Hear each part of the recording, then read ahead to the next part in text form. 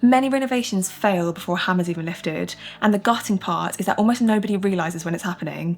They carry on with their project, blind to the problems ahead of them, spending a fortune on a renovation that ends up disappointing, with awkward layouts, endless costly fixes, and the result is a home that just never quite works. I've built my entire approach around solving this one mistake, and once you see it, it changes everything for your renovation. But before we get into it, if you're new here, I'm Fee, I'm an interior designer and I help renovators create their dream homes confidently and affordably. I share the mistakes to avoid, smart ways to save money, and all of the design secrets that will make your home perfect.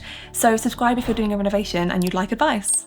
So, you get your drawings back from your architect, they've put your walls here, the windows there, and they've popped your kitchen over in that corner, and you sign them off, because on paper, it all looks great. But fast forward to the build commencing, breaker drills are in full swing, the house has never looked worse. And suddenly you're sitting down to plan your kitchen and your furniture arrangements, only that's when the problems all start to unravel. You realise that the plug sockets being put in right now will be blocked by your sofa, that gorgeous dining table that you've been dreaming about won't actually fit, your sink has to be awkwardly to the side of the window and can't sit directly under it, and the only place for the bed means you're staring at the radiator that they're installing right now. And the ripple effect is devastating to your purse strings and your finish. Moving a socket means calling the electrician back in and ruining your new plasterwork. Shifting a window up, down, left, right, or making it bigger, it's just way too late in the day to do that. You'll have to work around it. And having to rip out and replace things after they've been installed, it's just a recipe for costs skyrocketing and timelines blowing up. So the biggest mistake you can ever make when you're planning a renovation is finalising your architectural or building plans without a thought through interior layout all confirmed alongside it. You miss opportunities, there are so many oversights, and it can result in costly rework.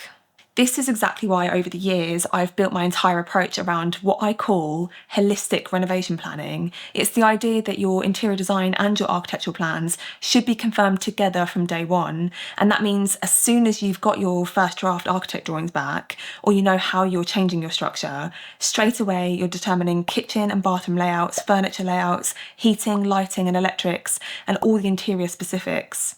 My clients and students know this is a non-negotiable, and it's how they've avoided awkward layouts, the expensive redos, and the compromises that leave many people disappointed. When you get it right from the start, every socket, every window, every wall works in harmony with the way you actually live. And that's when a renovation stops being a project that's hemorrhaging your money and starts becoming a home that you'll love for years. The best homes aren't just designed from the outside in, they're also designed from the inside out. So how do you do it right? Well, the simple truth is that if you plan your renovation in detail first, you'll avoid a whole host of problems, including redundant space left in kitchens and extensions, or unusable areas in rooms, or lighting being obstructed by beams or relux windows. The list goes on. We've been helping renovators for years now through our online courses, teaching them the right approach to plan, save money, and avoid those expensive mid-build changes and compromises. These are just a few of the techniques that they're working on, applying my holistic approach to confidently plan and reduce the possibility of oversights and missed opportunities. They're sketching furniture, kitchen and bathroom layouts in really smart ways, and crucially, before it's too late. The right time to do this is when you know where your walls, windows and doors are going to be, but before anything gets signed off for planning permission or passed to a contractor. That way you can change things if you need to optimise the layout inside. But don't freak out if you're watching this halfway through your renovation and you've only just found this video. I'll give you some things to work on in just a minute. They're also planning their lighting by zones and using quick guides and templates to get their electrics right the first time. So think about your lifestyle and things like where you read, where you cook, where you work and eat, and plan your lighting to match how you're going to use each space before the first fix electrics get completed. You also need to make sure that you're provisioning correct strength and warmth of light across your space, or you could end up with unevenly lit or dark spaces. They're also deciding their focal points early, making sure that structural changes enhance their interior rather than creating headaches to design around later. So think about the features that you love, a fireplace, that view from a window, or that statement piece of art that you've been saving for years. These choices shape where your furniture sits and where your lighting will go, and even where the walls are built and where the sockets are positioned. So weave them into your planning from the start. If you want this process made easy with tools and templates to speed up your planning, our online courses will help you produce detailed specs so that you can lock in your interior design now before your build starts. I'll pop a link in the description to see more. Now you might be watching this thinking, oh my god, Fee, I've already signed off my plans, or the builders have started already, what if I've made loads of mistakes? And don't panic, there's still plenty you can do. If you haven't started detailing your interior designs already, start now and walk through the space on site to check where your sockets, switches and lights are all going. You can often tweak these before the final fix, before everything gets plastered in. It's so much better to catch problems now before they become costly and disruptive to correct. Also, you can assess whether you need to make any small layout changes to make the flow so much better. Even swapping the swing of a door can actually improve views and space.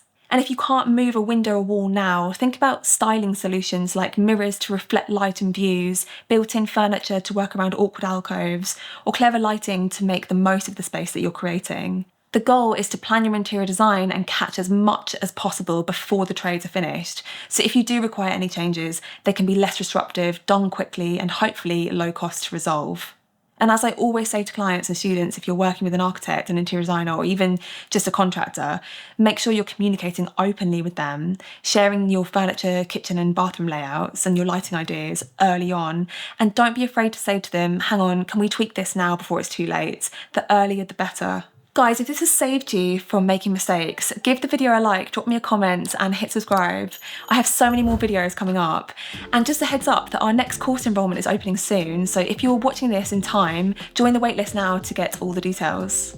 Thank you so much for watching, and remember, your home's interior and architecture should be designed together. Get that right and you'll save yourself a world of regret later.